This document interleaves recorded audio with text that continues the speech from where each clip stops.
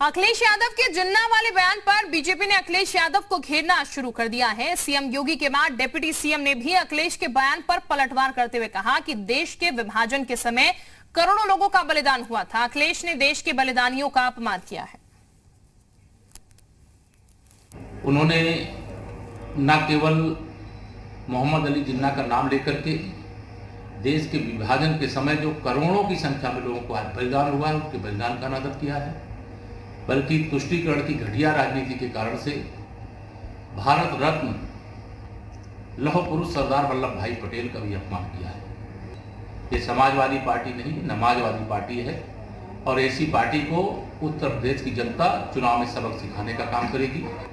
Samajwadi party के इस बयान की मैं निंदा करता हूँ, भर्त्सना करता हूँ और श्री अखिलेश अली जिन्ना उनका कहूँ तो मुझे कोई गलत नहीं लगता है।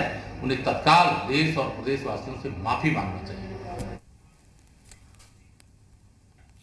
और इस वक्त हमारे साथ कुछ खास मेहमान भी जुड़ चुके हैं चर्चा करने के लिए। आनंद तिवारी साहब हमारे साथ हैं, सपा से ही हैं और बहुत स्वागत आनंद जी आपका जी उत्तर प्रदेश उत्तराखंड पर। इसके अलावा अजय वर्मा जी हमारे साथ हैं कांग्रेस से, बहुत स्वागत अजय जी आपका भी। सबसे पहले सवाल आनंद जी आपसे, क्योंकि इस पूरे मुद्दे को लेकर अखिलेश यादव की तरफ से बयान सामने आया। सर, ऐसी कौन सी खूबी जिन्ना में नजर आ गई कि अचानक से महापुरुषों के कैटेगरी में उन्हें खड़ा कर दिया गया, अचानक से महापुरुष उन्हें बताया जा रहा है? एक चीज, पहली बात तो अपने जोगी जी को तो धुआं का नशा चढ़ जाता है, कोई बात नहीं है, लेकिन आप लोग तो विद्वान एंकर हैं और चलिए कुछ कहना तो चाह रहे थे यहाँ पर तिवारी साहब, लेकिन उनका संपर्क अभी टूट चुका है। वापस हम उनके पास जाएंगे जब कनेक्शन उनसे जुड़ जाएगा। चले आ गए, आनंद जी बोलेगा। जी आनंद जी। अखिलेश जी ने कहा, एक इंस्टीट्यूशन का नाम लिया कि सारे लोग एक जगह से पढ़ करके और भारत से एक साथ आए, बैरिस्टर बन के आए। अब इस बात को तो कोई पढ़ा लिखा ही आदमी समझ सकता है। मैं काशी हिंदू विश्वविद्यालय का विद्यार्थी रहा हूं। आप क्या मनोज सिन्हा, महेंद्र पांडे और न जाने सारे लोग, हम लोग साथ पढ़ते रहे, साथ करते रहे, तो इसका मतलब क्या हो गया कि उनकी विचारधारा से मेल खा गए? तो यह तो कोई शैक्षिक आदमी, शिक्षा जगत का ही आदमी समझ सकता है कि वो हमारा टेक्नोक्रेट जो आज की तारीख में हिंदुस्तान का सबसे बड़ा नेता है, सबसे चहेता नेता है और उसकी तरफ से कोई गैर जिम्मेदाराना बयान हो ही नहीं सकता। और चलिए सर, मैं आपकी बात ऊपर रख देती हूँ। आनंद जी, मैं आपकी बात ऊपर रख देती हूँ। आप ये कह रहे हैं ना कि बयान हम गलत तरीके से ले रहे हैं, मैं आपकी बात ऊपर रख देती हूँ। तब इतनी बहस अगर इस पर हो रही है तो फिर आकर सपा की तरफ से सफाई क्यों नहीं दी जा रही है? अखिलेश यादव कर रहा है, कौन बात कर रहा है? धुएं की नशे में और उनके नशे से ये सारे के सारे केपी मौर्य हैं, ये सब के सब विक्षिप्त लोग हैं, ये सब के सब अर्ध विक्षिप्त लोग हैं। इनका कोई सेंस नहीं है, ये सब पगला गए हैं। सर आनंद जी, आप बहुत अच्छी तरीके से, बहुत अच्छे प्रवक्ता है, बहुत अच्छी तरीके से आप अपनी बात रख रहे हैं, लेकिन मेरी बात भी तो सुन लीजिए। मैं क्या कह रही हूँ, मैं कह रही हूँ जो आप बात कह रहे हैं मैं उसी को ऊपर रख रही हूँ, लेकिन इसका खंडन कर दीजिए ना अखिलेश यादव, इसका खंडन कर दे। जब ये बात अगर नहीं कही गई है, हम गलत परिप्रेक्ष्य में ले रहे हैं, तो फिर वो बोल दे कि मैंने ऐसा नहीं कहा। क्यों खंडन करेंगे? जो बात अखिलेश यादव कह रहे हैं उस पर तो यानी तिवारी भी दृढ़ता के साथ मैं उसको बात रखता हूं। ये सारे लोग लिखे पढ़े लोग थे और बाहर से पढ़ के आए। इस समय हिंदुस्तान में उस तरीके की शिक्षा नहीं थी। ये सारे लोग शिक्षा लेके आए थे। ये उस बात को तो सर हम मान रहे हैं, उस बात को तो हम भी मान रहे हैं, उससे हम भी डिनाई नहीं कर रहे हैं कि वो एक साथ पढ़कर आए थे, उससे हम डिनाई नहीं कर रहे हैं, हम बयान को लेकर बात कर रहे हैं। चले हमारे साथ अजय वर्मा जी भी हैं कांग्रेस से। अजय के पास मैं इस वक्त चलती हूँ। अजय जी, जो बात कही गई है यहाँ पर, उससे आप कितना सहमत हैं? जिन्ना को लेकर तमाम विवाद उठते आए हैं, लेकिन अचानक से ये बात कहां से आई? अचानक से जिन्ना प्रेम क्यों जागता हुआ नजर आया? आपकी प्रतिक्रिया मैं इस पर सबसे पहले लेना चाहूंगी। देखिए, कांग्रेस पार्टी, हमारी नेता प्रियंका जी, राहुल जी और हम लोग, हम लड़ाई लड़ रहे हैं इस प्रदेश की बदहाली से बचाने की, किसानों की हत्याएं से बचाने की, महंगाई पेट्रोल डीजल से बचाने की, कि जो उच्चतम स्तर पर पहुंच रहा है, बेरोजगारी से बचाने की। लेकिन जो पार्टी इस माहौल में जिनकी सत्ता जा रही है या जिनको सत्ता नहीं आ रही है, वो लोग इस माहौल को सांप्रदायिक माहौल के रूप में, अनारगल चीजों के रूप में, जिनका कोई मतलब नहीं देश के विकास से, प्रदेश के विकास से, उसका मतलब है कोई कि जिन्ना हुए या वो, अरे ये तो अल्लाह के पास ऊपर चले गए, स्वर्ग में चले गए, अब उनके पास जाके उनसे कोई पूछे कि भाई क्या है, तो बोल मेरी समझ में नहीं आता है। लेकिन आप विकास की बात करिए, कांग्रेस पार्टी विकास की बात करती है, रोजगार की बात करती है, नौकरी की बात करती है। गोरखपुर में अब देखा आपने, बिल्कुल कांग्रेस प्रकार है अजय जी, लेकिन एक सवाल मेरा यहाँ पर है, माफी की बात यहाँ पर की गई है सीएम योगी आदित्यनाथ की तरफ से, क्या माफी मांगनी चाहिए सपा को? आप क्या कहते हैं इस पर?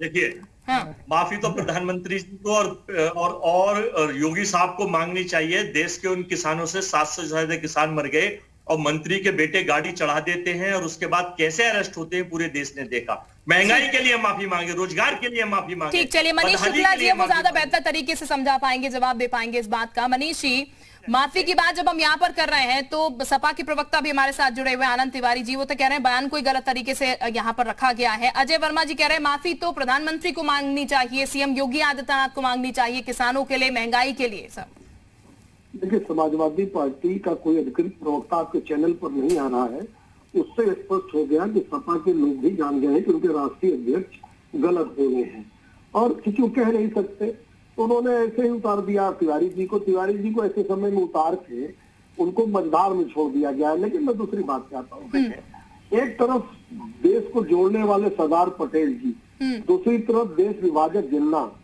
तो जिन्ना भक्ति अखिलेश यादव को अचानक क्यों सूझी? कारण क्या है कि रेवोल्यूशन की सरकार ने जो काम किया है उसकी काट नहीं है, तो फिर से एक बार तुष्टीकरण का खेल खेलने का प्रयास अखिलेश यादव कर रहे हैं। अब ये कोई पहली नई बात नहीं है, जब मुख्यमंत्री थे तो आतंकवादियों को छोड़ने की पैरवी करते थे, अयोध्या की पंचकोसी परिक्रमा रुकवाते थे, कांवड़ियों को लाठियों से पिटवाते थे और उनके पिताजी केवल और केवल एक धर्म के लोग खुश हो जाए इसके लिए कारसेवकों को गोलियों से भुनवाते थे। अभी कांग्रेस के प्रवक्ता को मैं सुन रहा था, एक बार उनकी जबान से नहीं निकला कि नहीं पटेल, नेहरू और गांधी की तुलना जिंदा से नहीं की जा सकती है, क्योंकि ये तो उनके बड़े भाई है ना। पाकिस्तान की खिलाफत कैसे कर दे कांग्रेस, चाइना की खिलाफत कैसे कर दे कांग्रेस, कहीं दोनों आकर नाराज न हो जाए। फिर तो ये कई थाली के चट्टे बट्टे हैं, तो आपने उनसे सवाल ही गलत पूछ लिया कि आप माफी मांगने के पक्ष में है कि विपक्ष में। ये मान लीजिए कि ये सब तुष्टीकरण का चैंपियन कौन बनेगा इसी की लड़ाई लड़ रहा है। लेकिन उत्तर प्रदेश की जनता को खूब पता है कि ऐसे जिन्ना प्रेमियों, पाकिस्तान प्रेमियों के साथ क्या सलूक कर रहा है। ठीक, तिवारी जी, तुष्टीकरण की राजनीति हो रही है, आप सुन रहे हैं मनीष जी को जो उन्होंने कहा यहाँ पर, क्या तुष्टीकरण की राजनीति वाकई हो रही है? सर सवाल सुन लीजिए फिर आप बोलिएगा, तुष्टीकरण की राजनीति क्या वाकई में यहाँ पर हो रही है? और दूसरा सवाल ये भी, अखिलेश यादव तो अब चुनाव भी नहीं लड़ रहे हैं। तुष्टीकरण की राजनीति हम नहीं कर रहे हैं, तुष्टीकरण की राजनीति के लिए ये लोग वो कर रहे हैं, हम तो लड़ रहे हैं जो दमन है, जो शोषण है, जो उत्पीड़न है, जो पूरे देश की संपदा का दोहन ये लोग कर रहे हैं। तो फिर विकास की बात कीजिए ना सर, फिर महंगाई की बात कीजिए, रोजगार की बात कीजिए, फिर जिन्ना कहां से बीच में ले आए आप? सुन लीजिए, मैं कह रहा हूं माफी उनको मांगनी चाहिए अपनी अज्ञानता पर। वह जो स्टेटमेंट है उसका माने ये लोग समझें। अनावश्यक रूप से किसी चीज को पतंगा बना देना, कोई भी इंस्टीट्यूशन है, काशी हिंदू विश्वविद्यालय में ये मनोज सिन्हा, हाँ जी, इनके महेंद्र पांडे हमारे साथ में हैं। बयान इतना ठीक है तो इनके अधिकृत प्रवक्ताओं ने टीवी चैनल छोड़ क्यों दिया, क्यों बात करे हुए मैदान से, तो बेचारे तिवारी जी को घुसा दिए। तो ये स्पष्ट है कि अखिलेश यादव ने पॉलिटिकल लेवल बयान दिया, राजनीतिक उद्देश्य को प्राप्त करने के लिए दिया गया बयान है। और ये उसी तरह का बयान है जैसे मुलायम सिंह यादव जी ने 90 के दशक में कहा कि अगर कारसेवकों को हम नहीं मरवा देते तो एक धर्म के लोग दुखी हो जाते, वो कैसे संतुष्ट होते। उसी तरीके से ये बयान जिन्ना का प्रेम उनका जो मिला है इसी तरह का नहीं बनेगा। और अब मुख्यमंत्री आतंकवादियों को छोड़ने की तरजीह नहीं दी। आप दोनों एक एक करके बोलिए तो ज्यादा बेहतर तरीके से आप दोनों ही अपनी बात रख पाएंगे और जनता भी सुन पाएगी आप लोग क्या कहना चाह रहे हैं। पहले आनंद जी आप बोलिएगा, मनीष जी फिर मैं आपके पास आ रही हूँ। बोलिएगा आनंद जी। हम ये कह रहे हैं कि इस वक्तव्य में मैं एक टेक्नोक्रेट का राजनीतिक जो परिपक्वता है वो दिखाई पड़ रही है। इसमें कहीं से किसी की तुलना नहीं की जा रही है। वो कह रहे हैं एक ही इंस्टीट्यूशन से ये सारे लोग पढ़ के निकले थे, तो निश्चित रूप से पढ़ के निकले थे, बाहर निकले थे। हमारे हिंदुस्तान में उस समय ऐसी व्यवस्था नहीं थी कि इतने शीर्ष स्तर का शिक्षा प्राप्त कर सके। तो निश्चित रूप से जहां कहीं भी होता था वहां लोग जाते थे, वहां जिन्ना भी गए, वहां नेहरू भी गए, वहां पर अपने पटेल जी भी गए, सब लोग गए। तो इसमें तो ऐसी कोई बात, अभी तुलना वाली बात कहां से आ गई? जिन्ना जिन्ना के जगह है, नेहरू नेहरू के जगह है, पटेल पटेल की जगह है। और माफी तो उनको इस पर मांगना चाहिए कि वो पटेल जिनको राष्ट्रवादी कह रहे हैं ना, वो पटेल इनके कृत्यों के लिए इन पर पहला काम उन्होंने किया कि बैन लगाया। उन्होंने उस समय पहचान लिया था कि ये देश के द्रोही हैं, ये देश को तोड़ने वाले लोग हैं। चलिए रुकना चाहेंगे आपको। मोहसिन रजा साहब भी हमारे साथ इस वक्त जुड़ चुके हैं अपने मंत्री। मोहसिन जी, बहुत स्वागत आपका जी उत्तर प्रदेश उत्तराखंड पर। मोहसिन जी, इस बयान को लेकर, जिसको लेकर इतनी बहस छिड़ी हुई है, तिवारी साहब तो कह रहे हैं वो बयान ही आप गलत तरीके से ले रहे हैं, वो बयान के वो मायने ही नहीं है। देखिए, मैंने कहा ना कि ये समाजवादी पार्टी नहीं रह गई है, ये समाजवादी पार्टी हो गई है। क्योंकि जो लोग आप सोचिए कि अखंड विचारधारा जिनकी रही और जिन्होंने इतना संघर्ष किया, पटेल जी के जन्मदिन के अवसर पर इन्होंने मंच से इस तरह का वक्तव्य दिया और हमारे महापुरुषों को जोड़ दिया और उनके साथ में जिन्ना को जोड़ दिया, जिसने देश का विभाजन कराया हो, उसको इन्होंने हमारे साथ जोड़कर आखिर किसको खुश करने के लिए बयान दिया है? ये शिक्षा की राजनीति नहीं है तो क्या है? ये अवसरवादी और इस तरह की राजनीति करेंगे, उस विचारधारा को लाएंगे जो देश तोड़ने की विचारधारा थी, विभाजन की विचारधारा थी।